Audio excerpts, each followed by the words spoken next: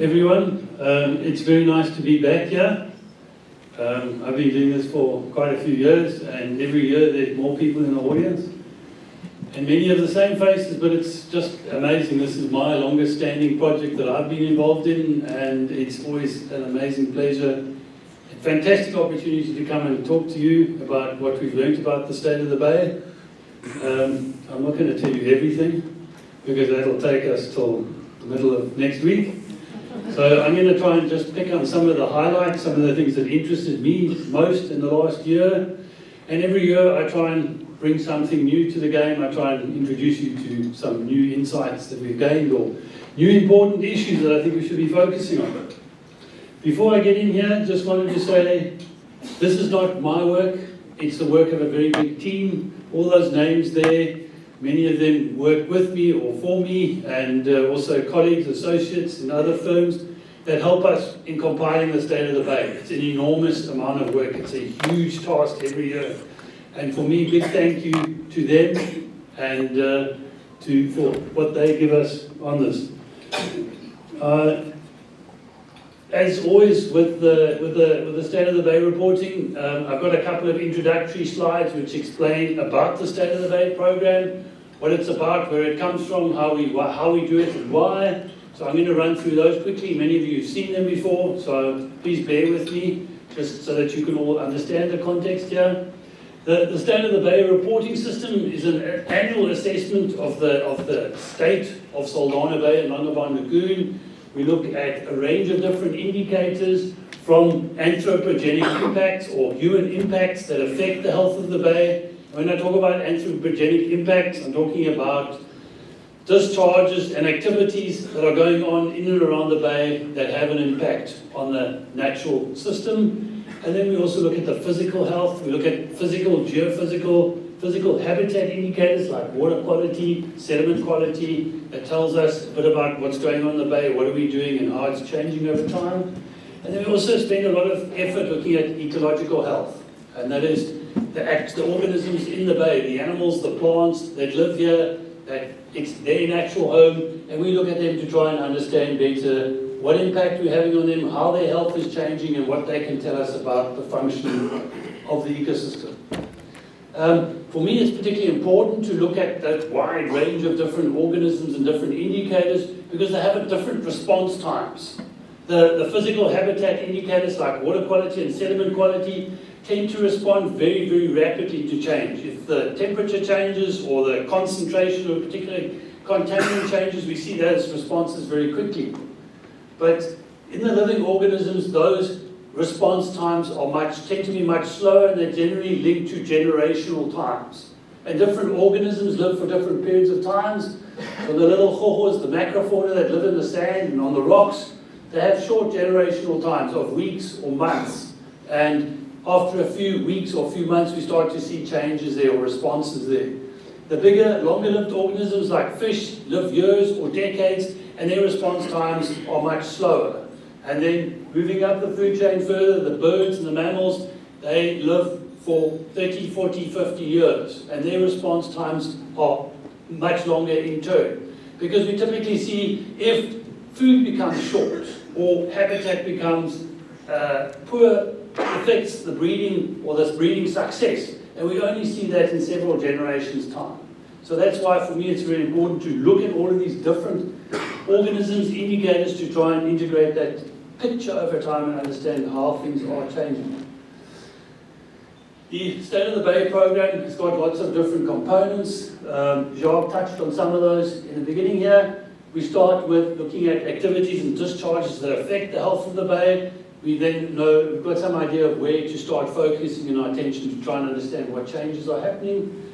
We look at groundwater. I will touch on a little bit on that in this talk today. We look at drinking water quality. We look at sediment quality. The bay, Jacques mentioned earlier that we had a detailed review of the State of the Bay monitoring program, and every year we try and bring on new insights, new programs, new monitoring activities to try and broaden our understanding. But that means the program gets bigger and bigger and more expensive each year, and our budget is not endless. So we started to prioritize some of those activities and try and reduce the intensity of some so that we can bring new stuff on board. So, for example, the sediment quality surveys, which we historically used to do every year, we're now trying to push that out to every second year. Coastal erosion is a new thing that we've brought on board with the State of the Bay Monitoring Program. It's a very, very important issue here, and I will talk to you more about that later. Aquatic macrophytes, those are the plants around the perimeter of the lagoon. They're critically important. We try and look at them at least every second year. Soft bottom benthic macrofauna, those are the chochos that live in the mud. We look at them every year.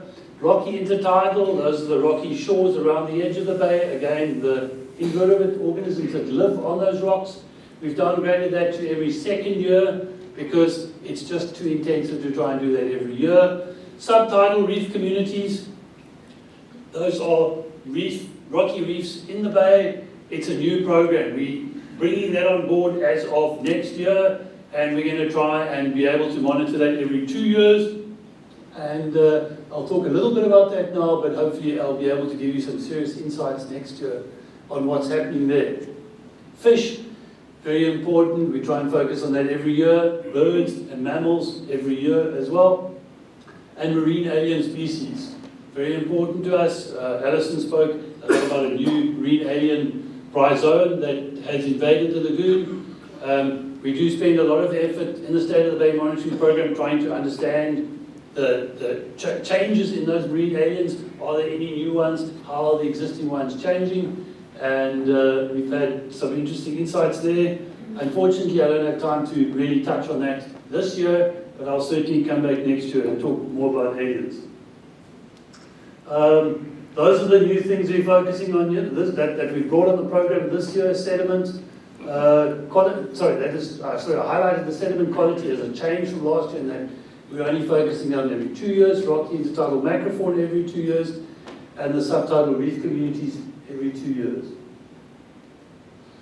This is the rating system we use to try and simplify and communicate on changes in the health. We have 4 categories there: natural, good, fair, and poor. They're kind of self-explanatory. They do have ecological connotations, which we understand in terms of how the change, how the ecological functioning of the ecosystem has changed, and how we grade those different levels. And then a management perspective gives you what kind of management response is required or is expected given that status.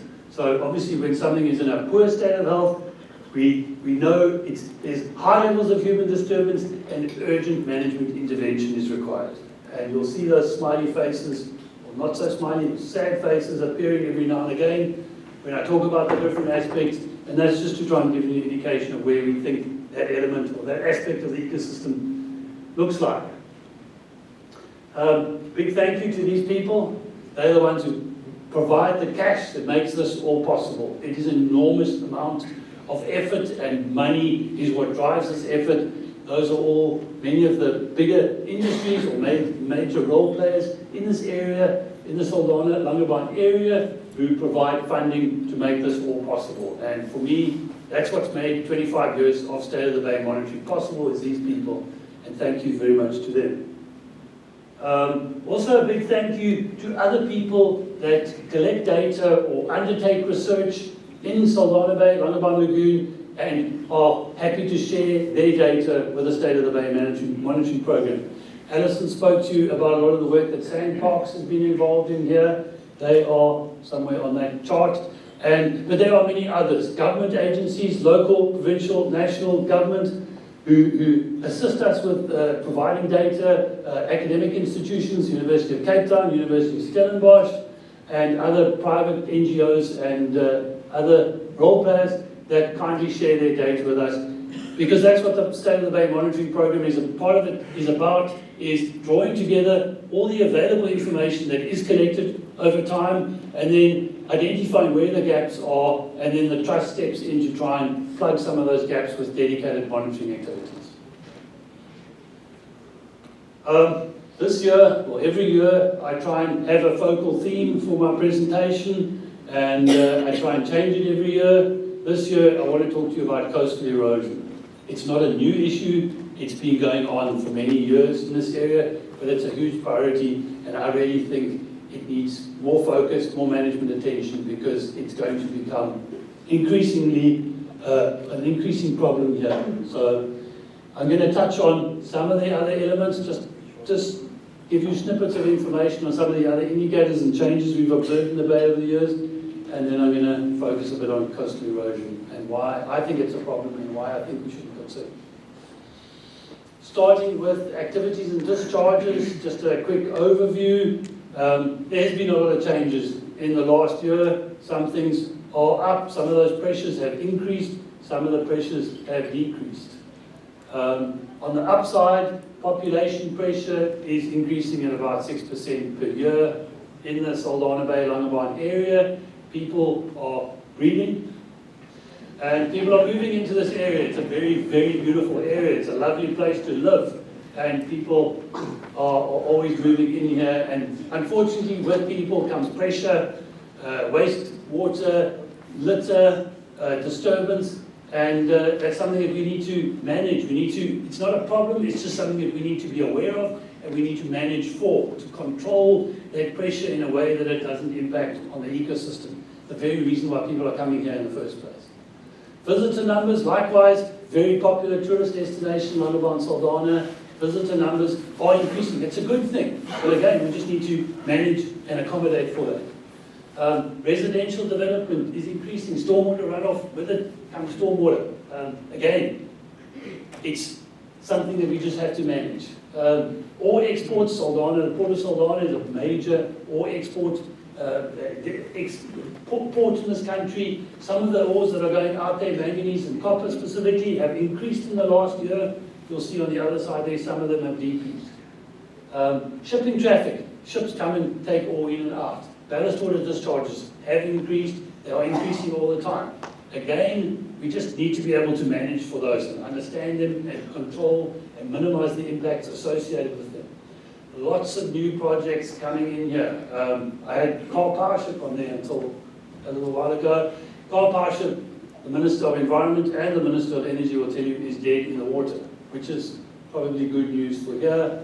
It does have environmental authorization for Saldanha that has been appealed, but my understanding is that the project is no longer coming here simply because they are unable to get a license to feed into our national grid.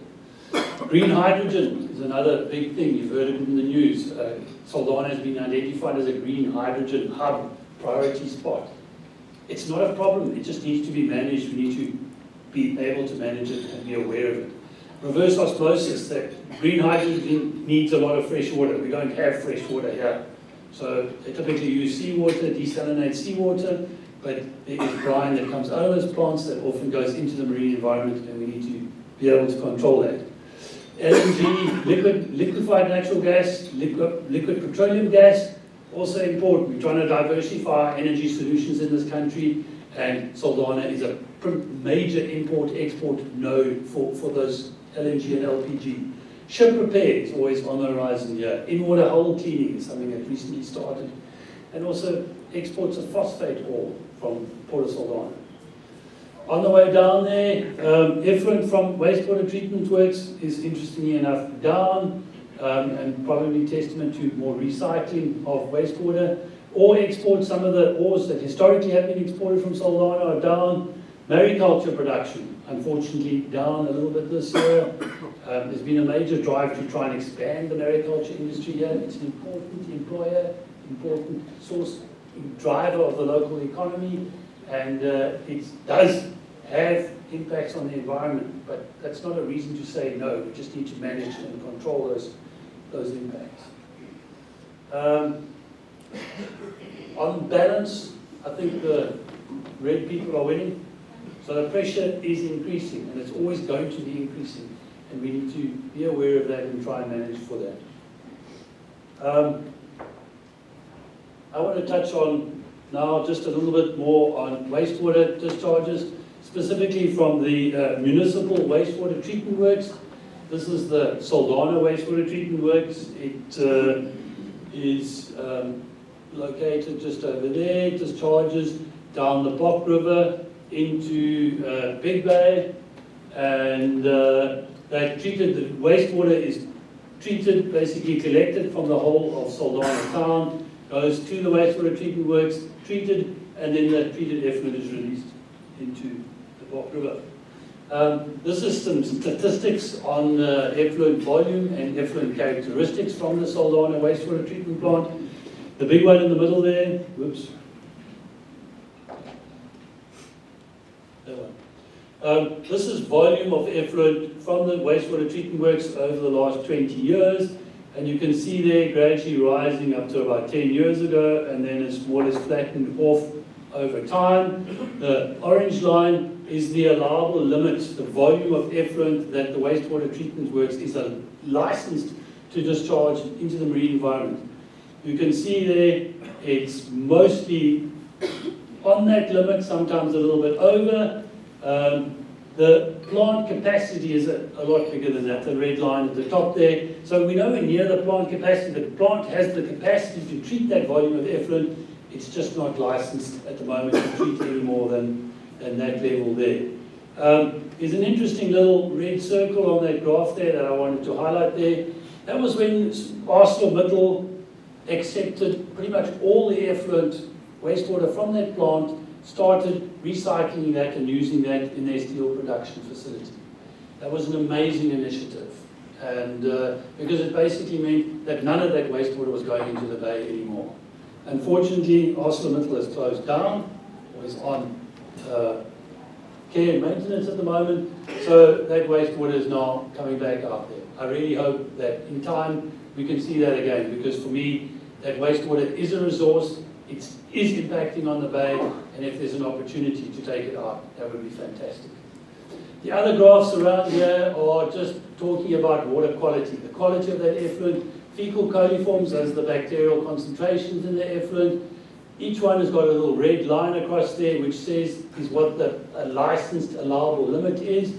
And if you look at most of those graphs, in the early period, this is 20 years worth of data, in the early period, many of those parameters were way in excess of the licensed limits. But I'm very pleased to say, if you look carefully in the last 2-3 years, most of the blue dots are now below the line. Municipality has invested a huge amount of money and a huge amount of effort in upgrading that wastewater treatment works, trying to make it more efficient, to improve it, and that has resulted in great improvements in the quality of the effluent, which means it's reducing the impacts on the bay, which makes me very happy. This one I've highlighted in red here is something called free chlorine. Chlorine is used to sterilize the effluent before you put it into the bay. It kills all the viruses and bacteria in the effluent, which is great, but it also kills everything else. It's very toxic stuff. So it does worry me a little bit that that stuff is going out into the bay. But by and large, I really am pleased with what the municipality has been able to achieve over the years in improving that effluent quality. Langebaan wastewater treatment works here, just north of Langebaan town. Discharges down a little canal here, goes through the golf course, the Langebaan Golf Estate, and kind of trickles down. There's a big detention pond on the land here. Most of that effluent gets taken up by the golf course, used to irrigate the golf course sports fields. A small amount of it does make its way down towards the shore here, and occasionally it trickles over, especially in winter, into the lagoon here. What does concern me a little bit about this is the Langebaan Lagoon Marine Protected Area. We shouldn't really be discharging wastewater into a marine protected area. And if we look at the quality of the effluent, volume-wise, we're well okay. They upgraded the wastewater treatment works just in 2018, 2019, improved the capacity. Volume is going up quite radically, and if you continue that line, we're going to exceed the allowable limit pretty soon. The quality of this effluent is nowhere near as good as that coming out of Saldanha wastewater treatment works. I've put red boxes around quite a few of the water quality parameters that I'm a little bit concerned about. Ammonia is a very potent fertilizer, and it's not great to have that in the marine environment. Likewise for phosphorus. Suspended solids is particulate matter, again free chlorine, is a bit of a problem, and fecal coliforms, those are the bacteria, not quite as good as Saldanha wastewater treatment works. So for me, I'd like to see more attention being put on trying to fix the Langebaan wastewater treatment works. I know the municipality is looking at how they can divert that effluent away from the marine protected area, and I think that is really great. And also looking at ways of what else can we possibly do with that effluent rather than put it into the lagoon. Is there more irrigation or some industry that would possibly make use of that water, treat it for industrial processes rather than using clean, fresh drinking water for the industrial processes? Visitor numbers, I mentioned visitor numbers are up in this area. We've got some really nice data from the West Coast National Park, and I think it's probably quite representative of numbers of visitors coming to this area, Langebaan, Saldanha. The pattern, we've got data from 2005, 2006, all the way towards the present day. And if you look at that initial period up to 2016, 2017, massive growth in tourist numbers. People were just discovering the West Coast, and numbers basically doubled from 100,000 per year, or trebled from around 100,000 per year up to 300,000 around 2016, 2017. We had a global financial crisis and a local financial crisis in this country, and numbers of tourists visiting this area plummeted. And then on top of that, we had COVID, 2019, 2020. People were locked up in the homes, they weren't allowed to come out, and numbers plummeted there. And I'm pleased to say there seems to be, we've reached the low point. Last year, 2022, 2023, was the lowest, pretty much the lowest number on record, and if you go back there, that's kind of 2006, 2007 numbers. But there has been an uptick in the last year, which is really, really nice. The different colours on the graph talk about different visitors, local versus international. International visitors are in green. You see in 2020, 2021, we closed our borders. No international visitors were allowed in here, and basically we didn't have any international visitors here.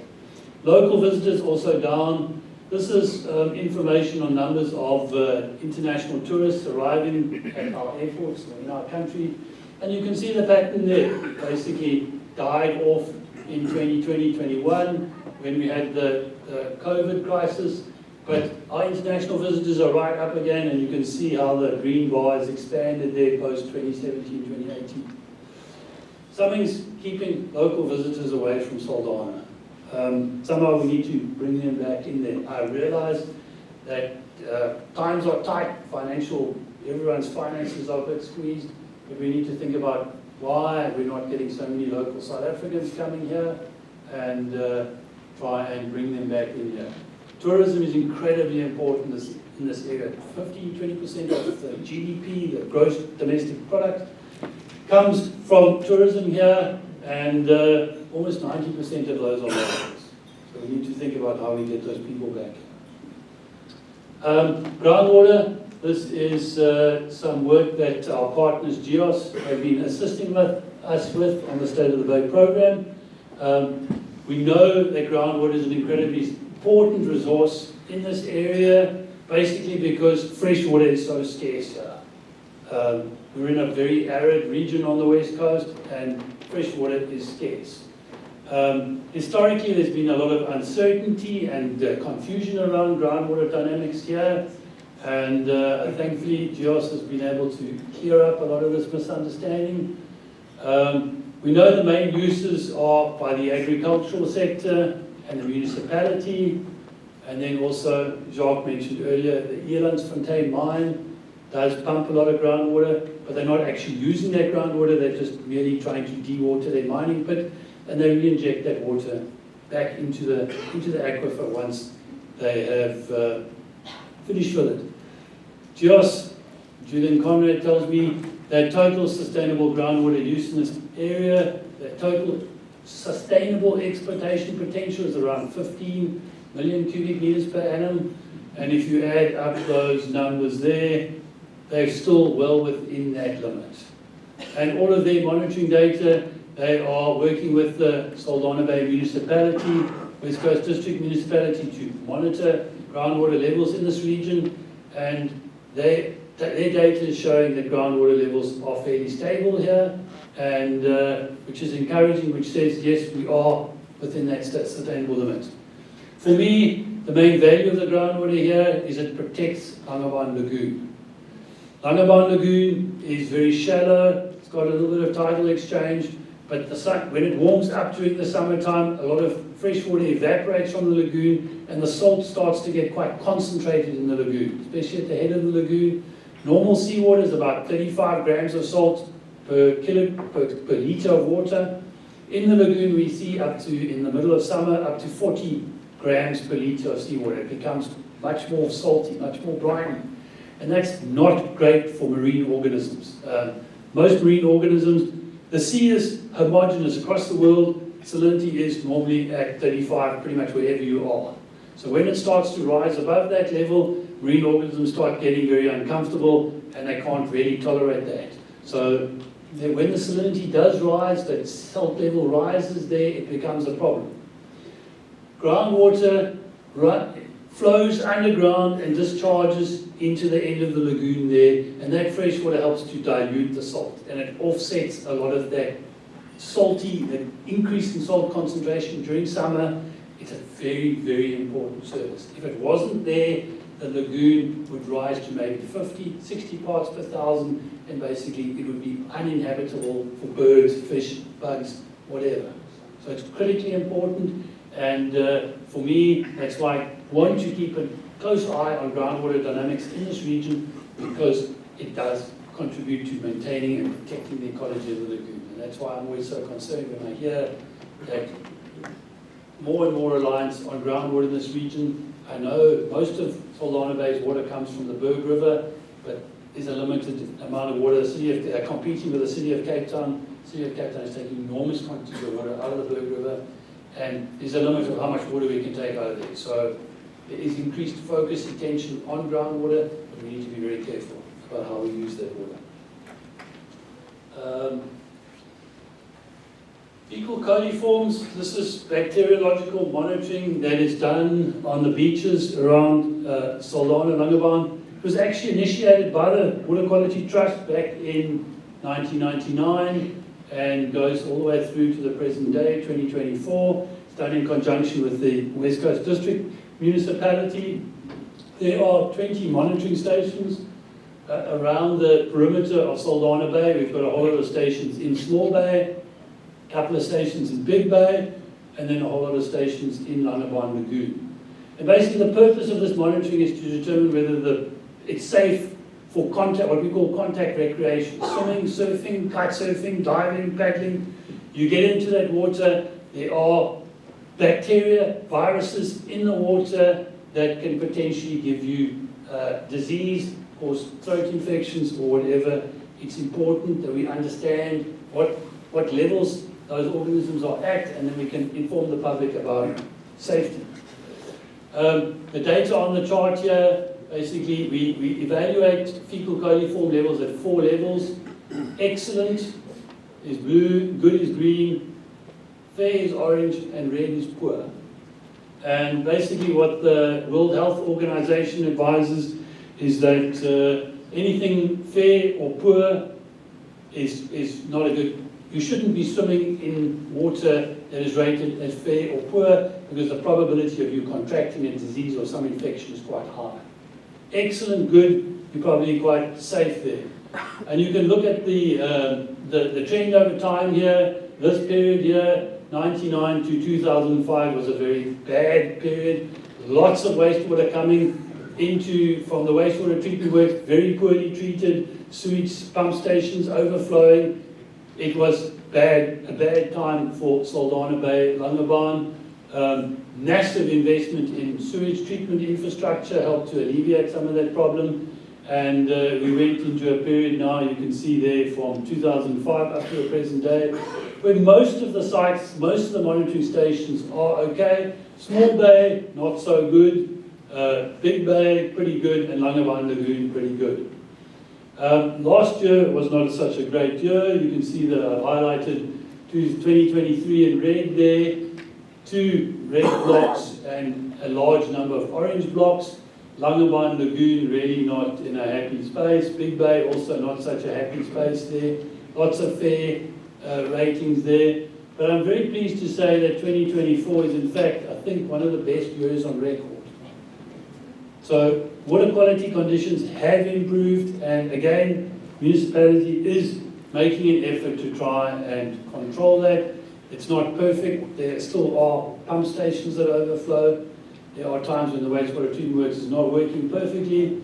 And two really poor stations there. The first is Hutchie's Bay in Small Bay, and the other is the Bok River mouth. The Bok River is the little stream that carries the effluent down from the Saldanha wastewater treatment works. And Hutchie's Bay, I suspect, is not linked to the sewage works. It's basically stormwater flowing off the Saldanha town streets. That stormwater is flowing out onto the beach there and having an impact on the water quality. And also there's a pump station there that overflows every now and again. So those two things need attention, but otherwise it looks actually quite nice, very encouraging. Trace metals in seawater, difficult to monitor because they're usually in such small concentrations. Our instrumentation struggles to detect it. But what we've discovered is that these trace metals tend to be accumulated by mussels and oysters, filter feeders, and they accumulate into many hundred times the levels that are normally present in the seawater. So they're a neat way of monitoring how trace metal levels in the water are changing with time. And I've got data here for 6 different trace metals: zinc, cadmium, lead, copper, manganese, iron, for 5 stations around Small Bay. And so we focus. We know that most of the wastewater inputs into Saldanha Bay are coming out of into Small Bay, and that's where we traditionally have seen the highest levels.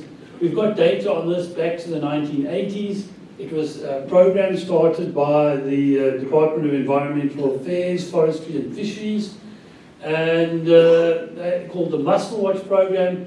They did a few samples back in the 80s, and then the program lapsed.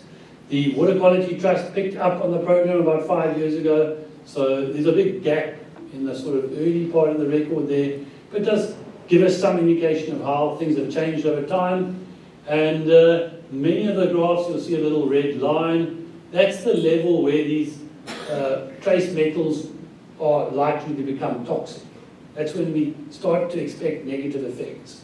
Because most of these trace metals are natural elements that these organisms actually use in their bodies for natural functioning.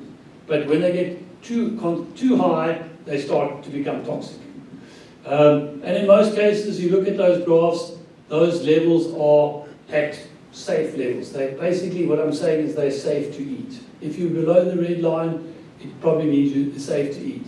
Cadmium, you can see there, I think there was one sample where the level was above, there's a sample over there, above the safe level, but otherwise okay. Zinc is, the level is quite high there and never really been of a concern here. Lead has often been a concern in Saldanha Bay, principally, I think, because historically we used to have lead in our petrol, and those fumes, the lead from the petrol fumes or the petrol that we used in our cars was finding its way into the bay. So many of those very, very high levels in the early period from the 80s was when we still had that lead in our petrol.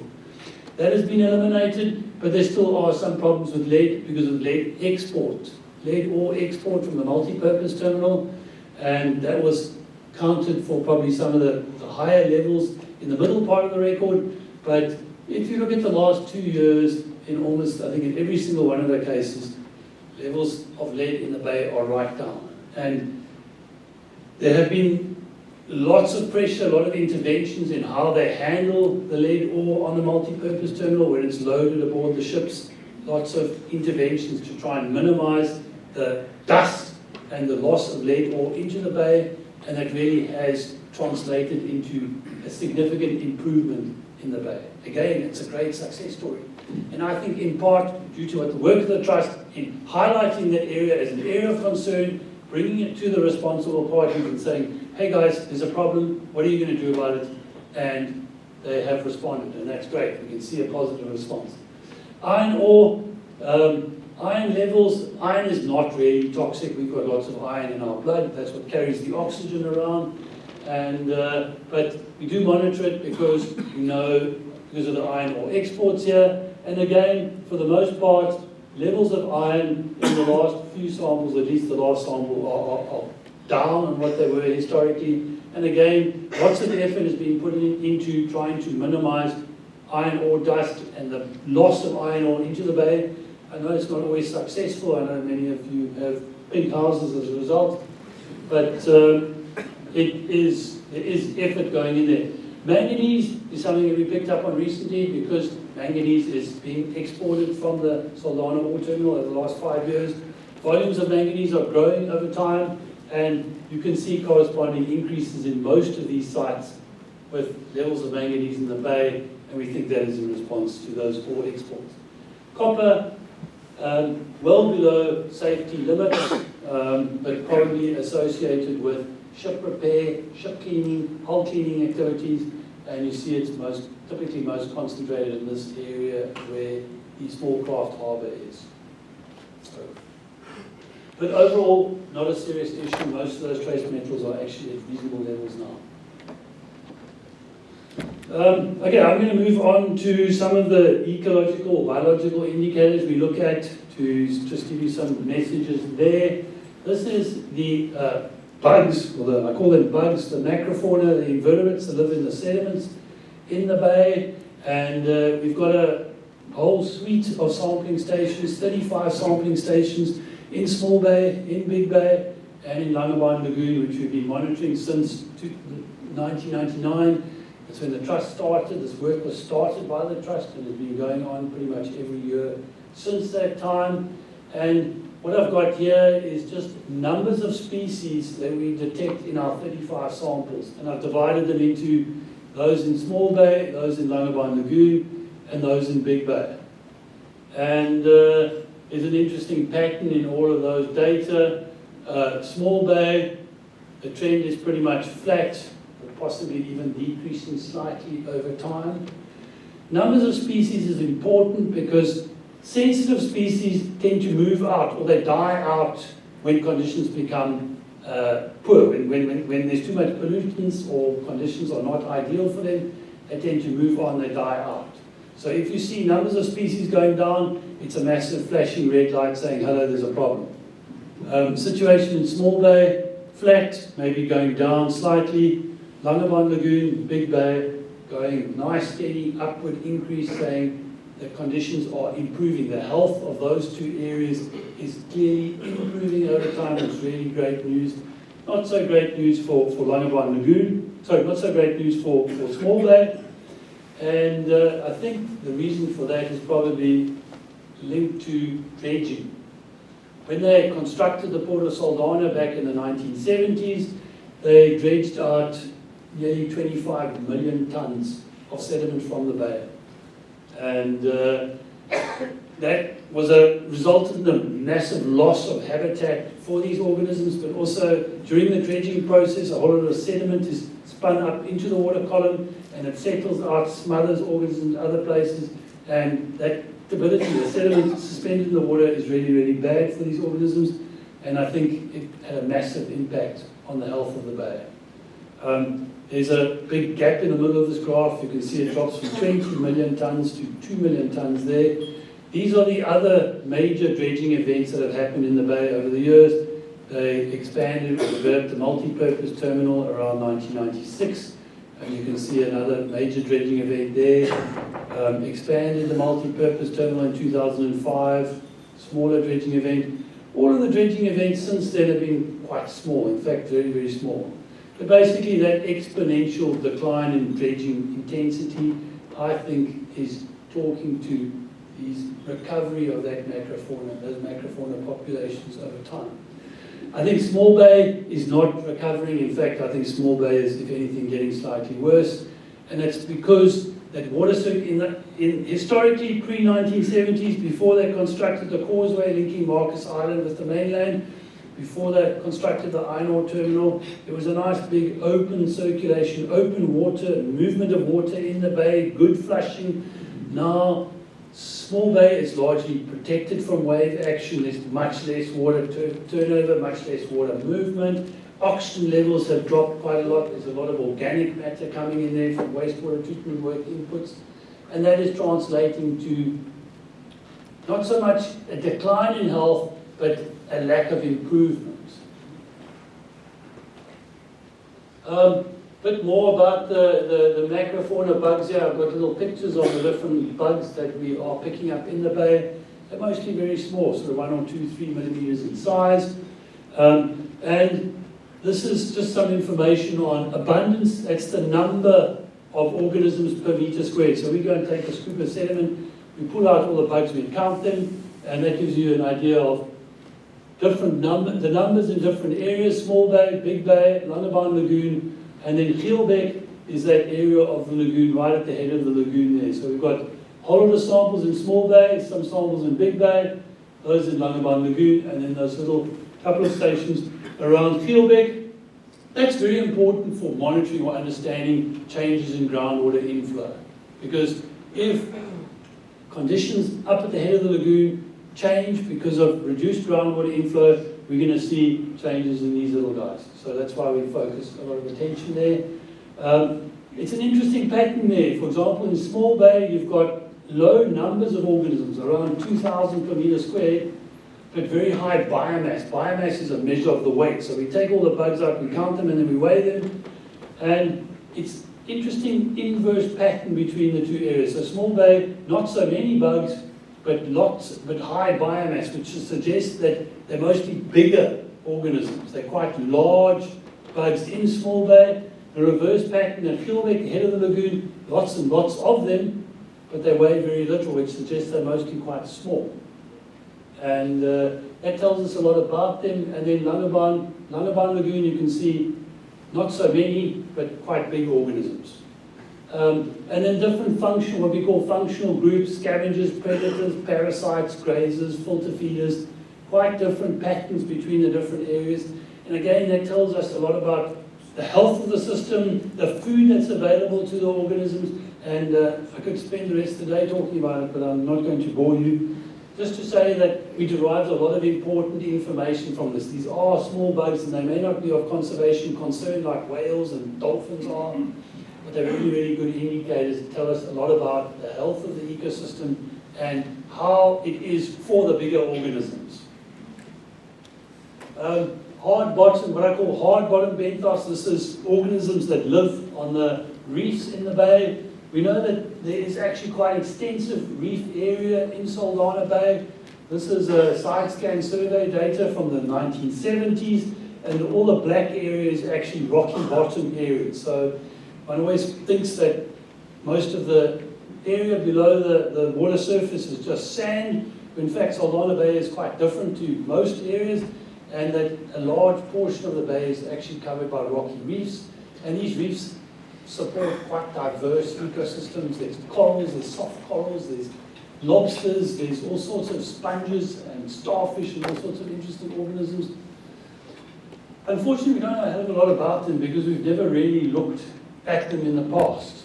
And it's only recently, with the development of the Saldanha Aquaculture Development Zone here in Big Bay, that we suddenly realized we actually ought to know a bit more about these things, because we're planting oyster ropes, mussel rafts on top of these reefs, and we don't know what impact that's going to have.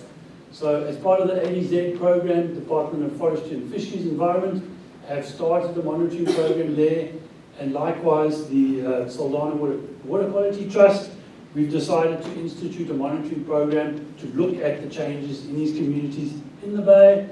And we've got a whole host of monitoring stations where we're going to start monitoring next year to try and give us better insights on what's going on there, how it's changing, what are the impacts of the aquaculture, what are the impacts of other activities, poaching. We're going to look specifically at abalone and rock lobster, as these are important organisms. And we want to know how things are changing in the bay over time. Fish, my favorite. We've been looking at fish in the bay since 1994, all the way through to the present day. We've got a whole 16 monitoring stations around the perimeter of the bay, which we survey in a consistent way every year. So we've got a very good idea of how fish populations are changing over time. Again, numbers of species is important. We know that sensitive species disappear under adverse circumstances. And situation here, this is Big Bay, the first set of columns, then Langebaan Lagoon, then Small Bay. Very similar to the organisms, the bugs that live in the sediment. Yes, there's a lot of variability here, but there's no clear change over time. You know, sometimes, some years we get 20 species, and some years we only get 10, but there's no clear pattern over time in Big Bay or in Langebaan Lagoon. But in Small Bay, we're seeing a very clear progressive decline in the numbers of species. So that, to me, is cause for concern. We know that Small Bay is the industrialized portion of the bay, but it doesn't mean it's not important ecologically. And I do think we need to put more attention here. Numbers of fish, the abundance, total numbers of fish, also very, very variable. No clear pattern over time. Some years we get very poor fish numbers, other years we get lots. So it's not so easy to see the pattern there, but species numbers, you can see a very clear pattern there. It is a bit of a concerning one. Some fish species do need more attention than others. I've just picked out 3 species that we are a little bit concerned about here. White stumpnose and elf are critically important angling species. They're also important for the commercial line fishery here. Angling species are important. Many people come to Saldanha or to Langebaan to fish. Quite simply, they have holiday houses here, they buy holiday houses here, they rent holiday houses here, because it's one of the few places, and one of the only places in the country you can still catch decent numbers of white stumpnose, and also you can catch decent numbers of elf here. Certainly used to be able to. This is based on the data that we've collected since 1994. That is the estimated population size of white stumpnose in Saldanha Bay and Langebaan Lagoon. It's quite a tragic story.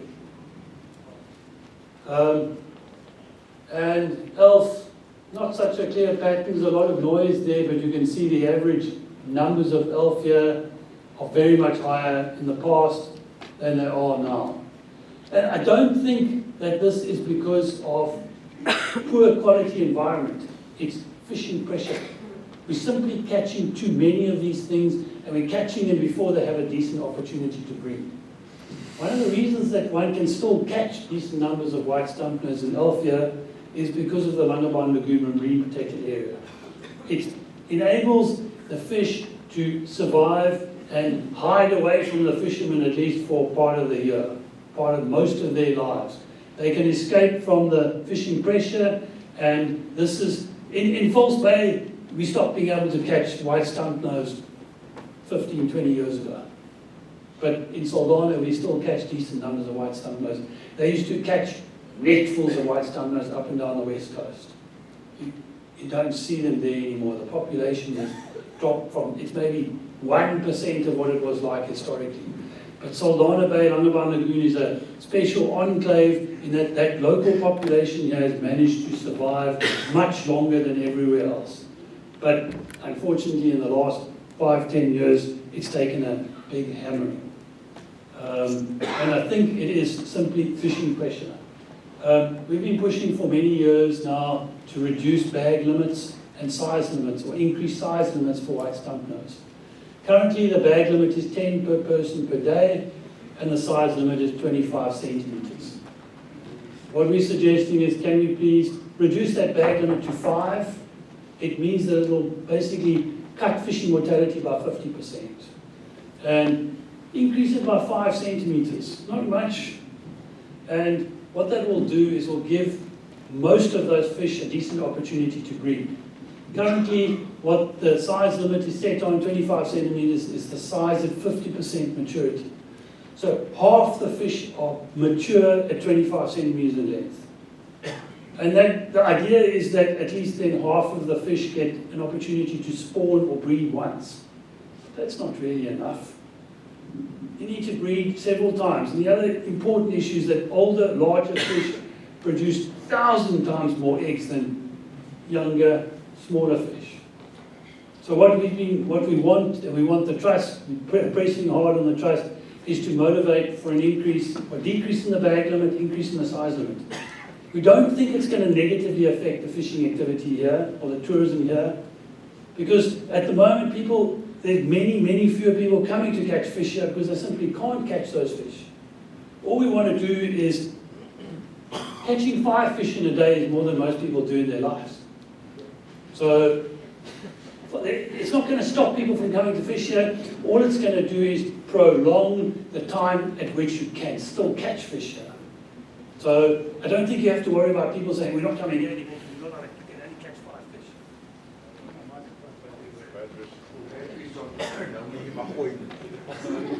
Okay, I'll just speak loudly while Rob tries to sort it out. So we think tourism is hugely important. That's why local people come. South Africans come to Saldanha, Langebaan so they can catch fish. And we want to prolong that for as long as possible. The precedent for having local regulations that are different to the rest of the country, we don't want to motivate for the whole country to change the size limit or the bag limit. We're just suggesting let's make a special bag limit size limit for Saldanha. And the precedent has been set elsewhere in the country. KZN have different fishery regulations to the rest of the country. The Breda River, they've introduced very special regulations to control cod fishing there. You're not allowed to fish there at night anymore. You're not allowed to fish in artificial lures anymore. Because they recognize that people come to the Breda River for one reason only. And if there are no fish, they're not going to come anymore. So let's think about that very carefully for Saldanha. I don't think we need to do anything with the elf size and bag limits. The bag limits for elf are already at 4 per person per day. Side limit at 30 centimeters. One of the things we found is when people could no longer catch white stumpnose, they switched their attention to elf. And what we saw is the elf population crashing shortly after the white stumpnose population. So we think if you can just protect the white stumpnose, get that population back up again, then we're likely to see some recovery. We saw some amazing recovery during COVID or post-COVID. People went a lot of fish for 1 year. And the numbers of little juvenile white stumpnose. In the old days, when I started fishing here, 2000, 2010, we used to catch netfuls of little baby white stumpnose. 2 years ago, we'd go out, we maybe catch 1, 2, 3, 10 in the whole day. Since COVID, numbers went up again, we started to catch 20, 30 in our nets. And that was just because of 1 year, the fish were left alone, a few more fish were allowed to breed, not once, but twice. And that enabled a new population of little fish to come through. And we're hoping that that will contribute to adult populations later on. So we think that changing those regulations just slightly will have a dramatic impact. The other important fish here is the harder. You don't really catch them as a shore angler, but they are very important in the local net fishery on the west coast. It's the only area in the country where we are allowed to, or people are allowed to fish with gill nets. But work that Steve Lambeth at Department of Forestry and Fisheries has done over the last few years has looked at change in the population size or the catch of harders, mullet in the gill nets. And you can see in the old days they caught many big fish. The average size was at about 30 centimeters back in 1996, 2000. And that has progressively dropped with time. All of those old fish have disappeared. Those older, bigger fish have all been caught out of the population. And Saldanha Bay, Langebaan Lagoon is much better than the rest of the country.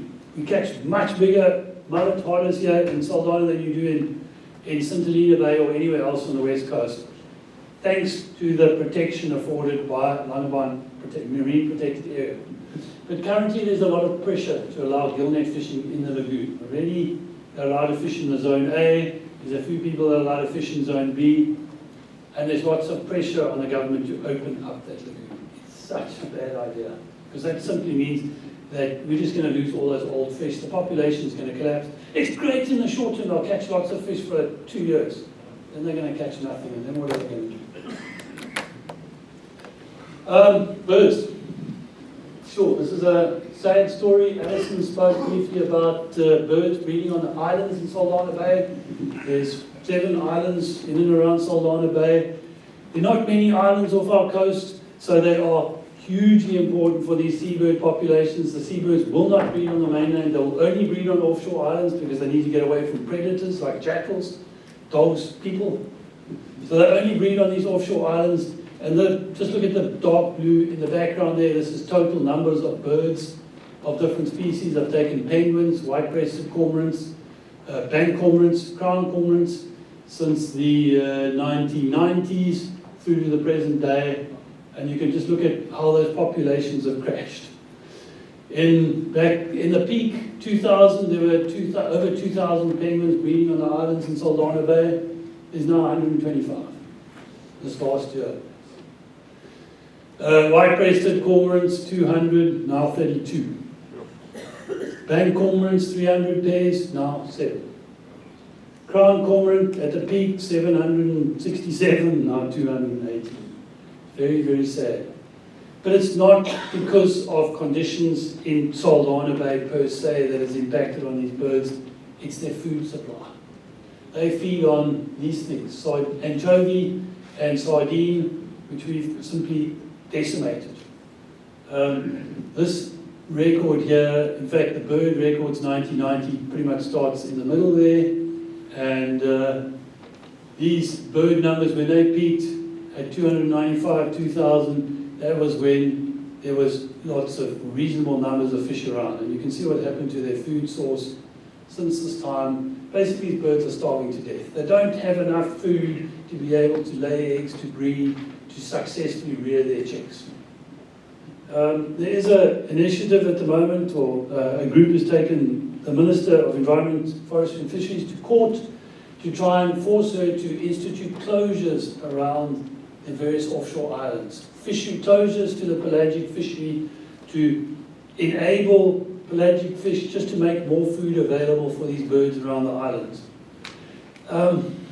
It's hopefully will help a bit, but you saw from the graph that Alison showed you earlier, these birds don't just forage around the islands, they travel enormous long distances. They fly from Saldanha around to Gansbaai and further afield to feed. So yes, it may help a bit, but we certainly must try and do something. The other birds that are important here in Saldanha, Langebaan, are those ones in the lagoon. These things, waders and wading birds, they are little birds that feed on the kochos in the mud, the invertebrates. Most of them are migratory. They breed in the northern hemisphere and only spend our summer here. So during our summer, these birds are here in Langebaan and the other various shoreline and estuarine habitats in the country. And during our winter, they fly up to the northern hemisphere, to the Arctic tundra, Russia, northern Europe, where they breed during the northern summer. And those are the red bars here. Those are the migratory birds. These are summer counts. These counts are done every year by the Animal Demography Unit at the University of Cape Town. And they do counts twice a year, once in summer, once in winter. And you can see there's quite a starkly difference in the pattern there. In summer, it's mostly migratory waders and the numbers of birds are high. Well, certainly they were high once upon a time, 35,000, 40,000 at the peak, and mostly migratory birds. During summer, numbers are much lower, kind of half, and they're mostly the resident waders. Resident waders are ones that breed here. They don't fly back and forth halfway around the world. But in both cases, numbers have plummeted since when we started counting, 1970s to the present day. Peaked at around 40,000 birds. We're now counting 6,000 birds in the lagoon every year. In winter, peaked at about 18,000 birds, now down to about 4,000 birds. We know that this pattern we see the world over. So all of these migratory birds are suffering, and it's mostly because of impacts on their breeding grounds in the Arctic tundra. And during their migration movement across southern Europe, guys, they like to shoot birds. And they shoot a lot of these birds as they fly over. It's very sad. And that accounts for most of the loss of the migratory waders there over the years. But if we see there's actually a similar pattern with the resident waders, maybe not as pronounced, but it does suggest very strongly that it is not just, we can't just say, oh, well, it's someone else's problem, it's not us. It is us. Conditions here have declined because the resident waders have also declined. So we need to make an effort here. And to me, maybe there's some indication of resident waders going up there, and maybe that's because we're getting more bugs in the lagoon. I showed you the graph of increasing numbers of species, increasing numbers of these organisms. That's maybe a positive sign. And also thanks to sand parks for protecting Langebaan Lagoon. West Coast National Park has contributed enormously to the protection of these birds. Alison spoke a bit about fur seals, Cape fur seals. They breed at a lot of locations around the South African coast, up into northern Namibia, even up into Angola. There's one island, Fondling Island, that has a breeding colony in or near to Saldanha Bay. They actually only recently started breeding on Fondling Island back in 2006, 2007 is when they first, in recent history at any rate, we started seeing seals here. They certainly were here 100 years ago, but we managed to kill them. So they recently returned to Fondling Island, and numbers grew quite quickly. These are numbers of seal pups on the islands, and they kind of grew quite quickly up till about 2014, and then they kind of leveled off after that point. And we think they've reached basically a carrying capacity. This is how much the local fish stocks are able to support in terms of breeding seals, or at least female seals giving birth to pups every year. So that's great. Not many people like seals, or especially fishermen hate seals because they eat fish and they compete with them for food. But they are an important part of our ecosystem. We do need to take care of them. We need to be concerned about them. But I think many of the concerns around seals are not really well founded. This is data on seals that have been tagged on Fondling Island. So they've placed a satellite tracker on a number of seals over there, Fondling Island, and they look to where they go foraging. And if you look inside Saldanha Bay, in fact, you don't see a single track. None of those female seals actually ever entered Saldanha Bay to forage there. So when the local fishing industry say, oh, if seals are competing with me for food, it's not true. They're feeding just about everywhere else other than in Saldanha Bay. There are large numbers of seals in Saldanha Bay. They're mostly young male seals. The female, when they've got pups, they don't tend to feed in the bay. The young males do spend a lot of time on the feeding around the agriculture infrastructure in Saldanha Bay, but it's these healthy female seals that actually tend to feed elsewhere, offshore, out of the bay.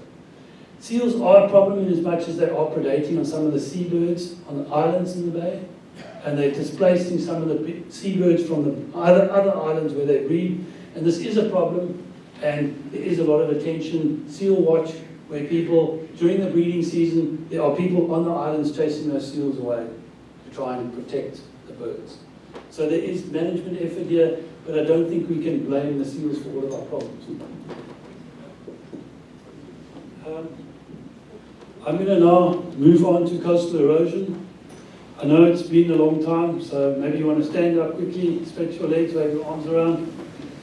Before I go on, I've got a whole lot of slides. This is my kind of focal area for today.